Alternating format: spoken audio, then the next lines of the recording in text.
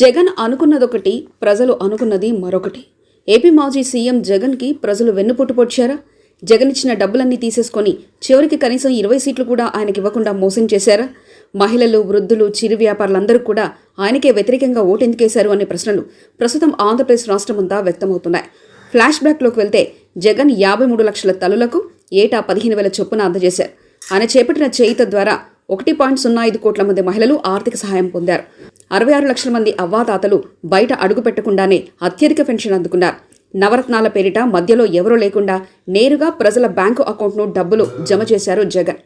వీరందరూ కృతజ్ఞతాభావంతో తమకు ఓట్లు వేస్తారని జగన్ అనుకోవడమే పెద్ద తప్పైంది. ఈ రోజు తిని రేపు మూతి తుడుచుకునే వాళ్లే ప్రజలని జగన్ గుర్తించకపోవడం బాధాకరం. ప్రజలు 10,000 ఇస్తే సంబరపడతారు. అదే 15,000 ఇస్తానని వేరే వారు చెప్తే ఆశపడి వారి వైపే వెళ్తారు. ఉచిత బస్సు, ఫ్రీ కరెంట్, పెన్షన్ ఎక్కువ ఇస్తామని చంద్రబాబు చెప్పడంతో వెంటనే నమ్మేసి ఆయనకే ఓట్లు గుద్దేశారు. చంద్రబాబు చాంతాడంత జాబితాతో హామీలానిచ్చిన వాటిని నెరవేర్చడం చాలా అరుదు.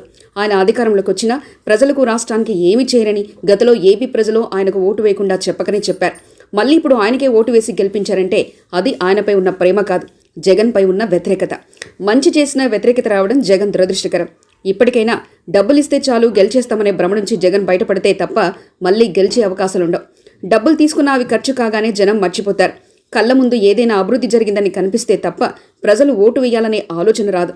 పేదలకు, బడుగు, బలహీన వర్గాలకు, అన్ని కులాల వరకు మంచి చేయడం, న్యాయం చేయడం కోసం జగన్ పాటుపడ్డారు. కానీ అభివృద్ధి చూపించడంలో ఫెయిల్ అయ్యారు. కనీస మౌలిక సదుపాయాలను డెవలప్ చేయడంలో కూడా ఫెయిల్ అయ్యారు.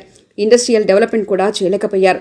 చెత్త పన్నులు వసూలు చేయడం, నిత్యావసర సరుకుల ధరలు పెంచడం, పవర్ టారిఫ్లో ఇంక్రీజ్ చేయడం ద్వారా వ్యతిరేకతను మూటకట్టుకున్నారు.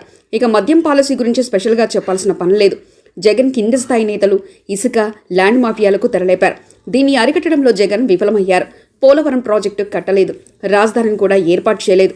ప్రభుత్వ ఉద్యోగులకు సరిగ్గా జీతాలు ఇవ్వకుండా వారి నుంచి కూడా వ్యతిరేకతను ఎదుర్కొన్నారు.